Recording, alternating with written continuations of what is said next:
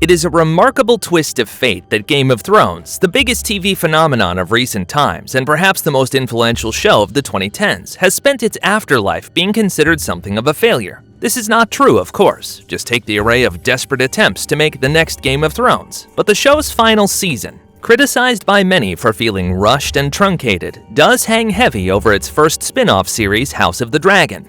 After all, a prequel set more than 100 years before the main story, being released in a time of diminished goodwill, has a relatively tough task in overcoming cynicism and indifference. And yet, as it turns out, the best way to make the next Game of Thrones is simply to make more Game of Thrones.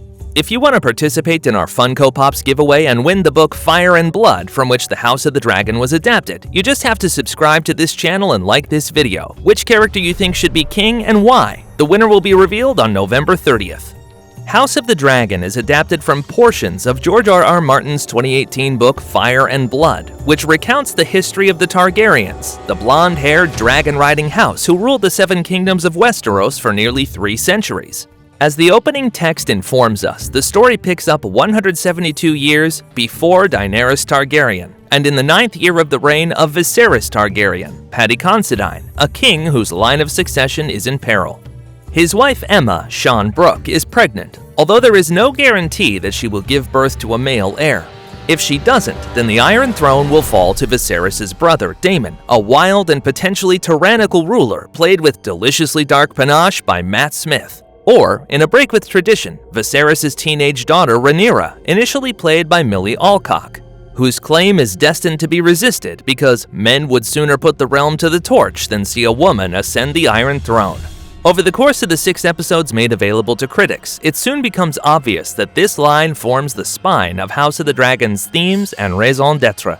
This is a story explicitly about the injustices and indignities of being a woman under a patriarchal system, whether that means being traded like a commodity for a politically convenient marriage, being held to unequal standards in terms of desire and behavior, or being reduced down to the machinery of reproductive organs. The childbed is our battlefield, Emma tells Rhaenyra in episode 1, and this later comes to pass in a fantastically visceral sequence, in which the rattle of sword against shield, the screams of men in pain, are interspersed with the bloody violence of childbirth. It is not the last of such scenes either.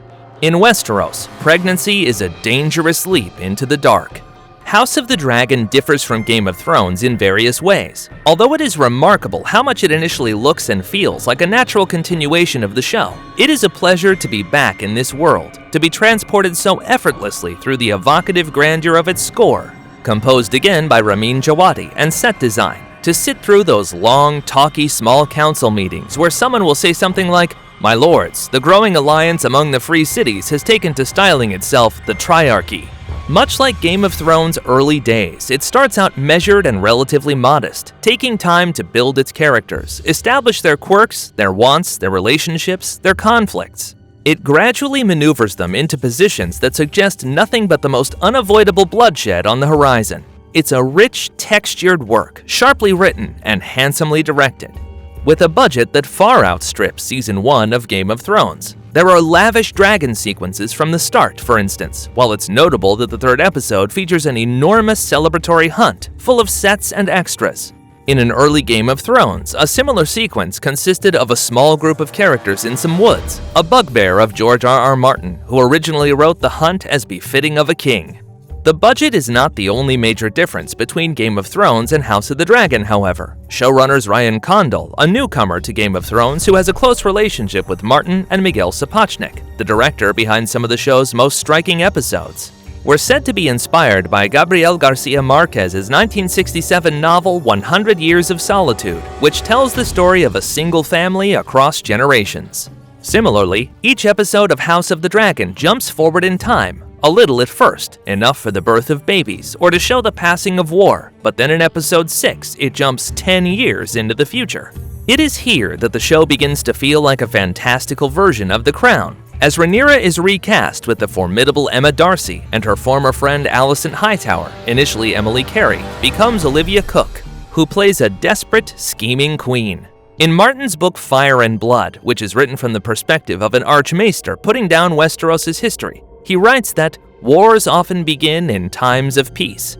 The structure and pacing of House of the Dragon does a deft job of exploring how the coming Targaryen civil war, known in future Westeros as the Dance of the Dragons, has been generations in the making, built bit by decades of petty resentments and mistakes.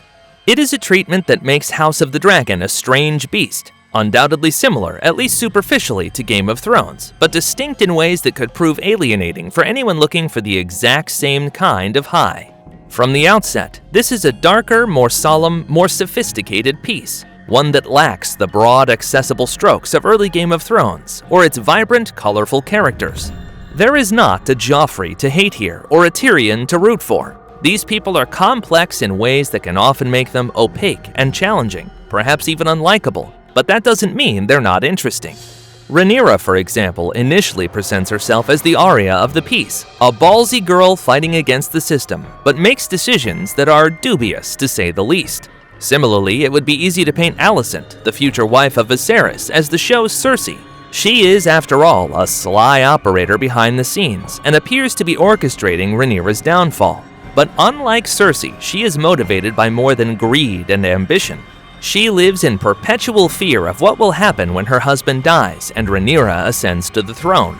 As Alicent's father Otto, Rhys Ifans, warns her, because Rhaenyra is a woman, her claim will be opposed, and in that scenario she will have no choice but to slaughter anyone who is a rival for the throne, including Alicent and her children. It's a fascinating situation, full of understandable motives and moral quandaries, and a ticking time bomb in the form of King Viserys' health. It's pure Game of Thrones, just not in the way you remember.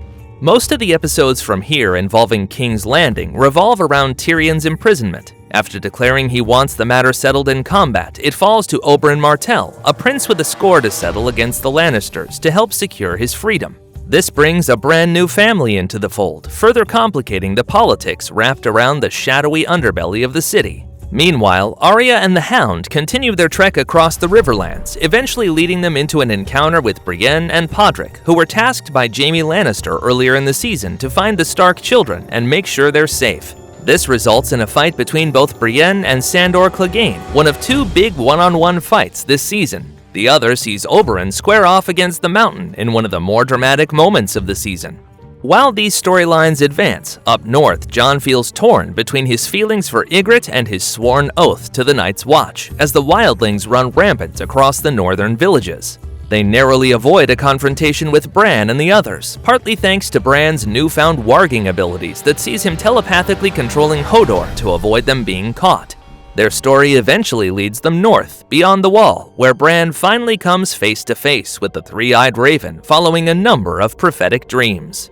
As things escalate in Westeros, across the Narrow Sea, Daenerys begins to exert her growing influence on the realm, freeing slaves from neighboring cities and punishing anyone who defies her rule. With the dragons growing restless and her desire to head across to Westeros stifled for now, we leave the Mother of Dragons in the sun-kissed heat after making a big decision regarding her scaly pets.